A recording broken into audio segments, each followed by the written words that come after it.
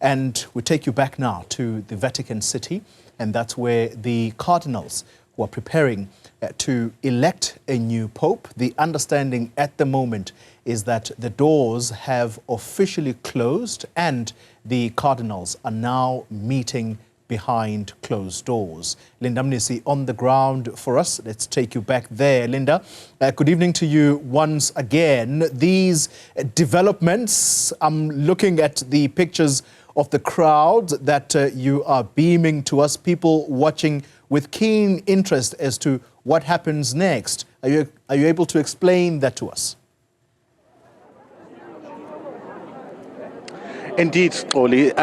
A few minutes ago, in fact, we witnessed the doors of the Sistine Chapel getting closed. That's after, of course, the Dean of Cardinals, together with, other members, left the Sistine Chapel. The conclusion of the taking of oath by those cardinal electors who are inside the Sistine Chapel. They're now meeting behind closed doors, and the expectation is that voting will now get underway.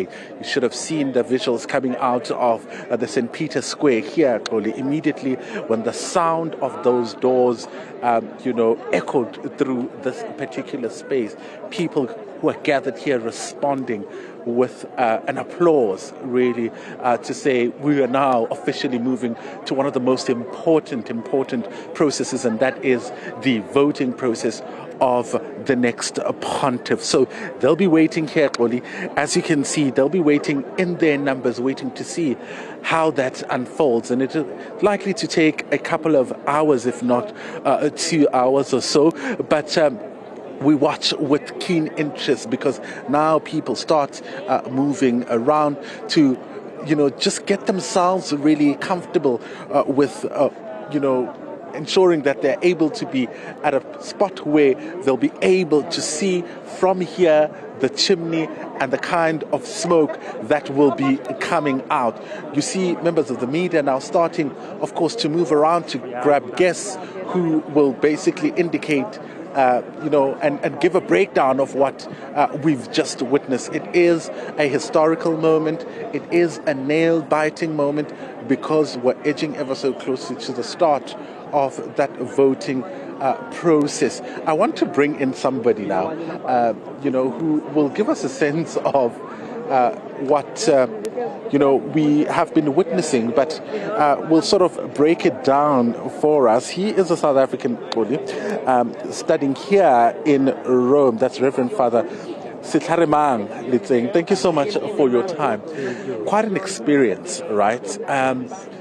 We've just witnessed the doors to the Sistine Chapel closing, and it's significant because it means that we're now moving to the next phase. Talk to us about how your experience has been like here today now. My experience today, it's difficult to describe it because we are anticipating a new pope, the leader of the church, who is the vicar of Christ, who is a bishop of Rome, who is a leader of the state, because Vatican is a state in itself. So we are anticipating a very big figure.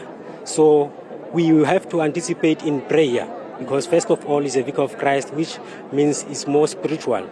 So we anticipate in prayer. All Catholics are on prayer, on their knees, praying for a leader who's going to take the church, who understands the times we are in now, and who's going to bring us a message of hope, message given by Christ himself. I want us to talk about, you make us an important point there, that the Vatican is in itself a state, and the head of that state is the Pope. The seat is currently vacant, and that means there is no leader of this particular state where we are in right now. You're studying Canon Law, which basically understands the rules of the Vatican. It's an important moment, but the incoming Pope will, of course, be playing a much bigger role. Executive powers, administration, outside of just being a religious leader. Talk to us about the role of a Pope. The Pope himself, as he is the head of the state, firstly, we have to understand that the roles in the church, the offices in the church, we are divided into three. There is a sanctifying office of the church, there is a governing office of the church, and there is also teaching office of the church, which we find in the character of the Pope. Pope is a great sanctifier of the church, is the greatest leader of the church, and is also the governor of the whole Catholic Church. So these roles in himself, we find the fullness of them, whereby as we go down to reach out to our bishops, Pope himself share in the powers of Peter, because Christ chose Peter, he gave keys to the Peter. But Peter was never alone. He was with the 12 apostles. So our bishops in our local churches, like in South Africa, for my Archdiocese of Bloemfontein, my bishop is also, he takes his succession from the apostles, not specifically from Peter. Only Pope takes from Peter. But the bishops in themselves, they have these powers to teach, to govern in their ordinary logos, ordinary places, whereby they still have occupied these offices, fullness of them in themselves. So we find that even our local bishops are like that.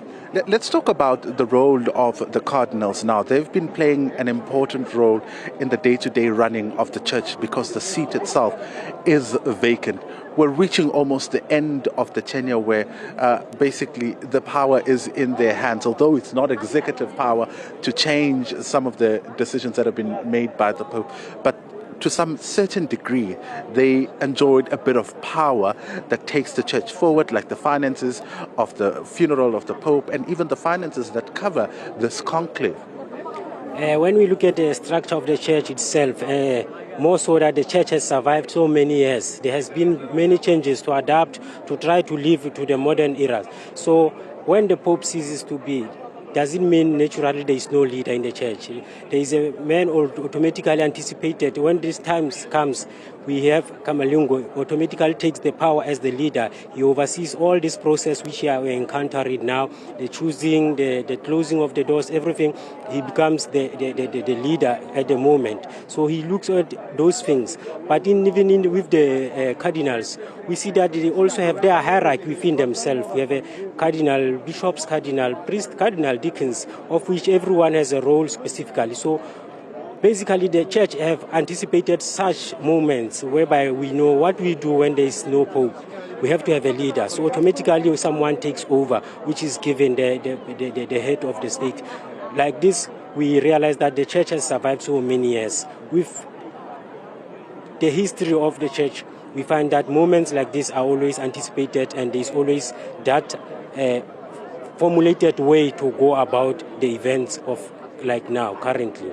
All right, Reverend Setlharemang Letseng, they're talking to us about what this moment means really for the Catholic Church. He's studying Canon Law, which basically governs, what we're seeing today, talking to us about how the Kamalingo takes over the role of running the day-to-day business of the Church in the absence of the executive power being the Pope. So when those cardinals emerged from the Sistine Chapel today, we're hoping for some results, although it's not quite clear at this moment what those results will be. Oli?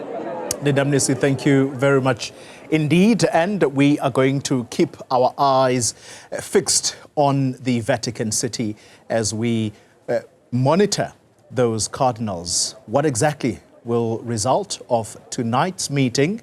Might there be white smoke? We simply don't know at this stage. It's all a matter of speculation, but we are going to keep you updated.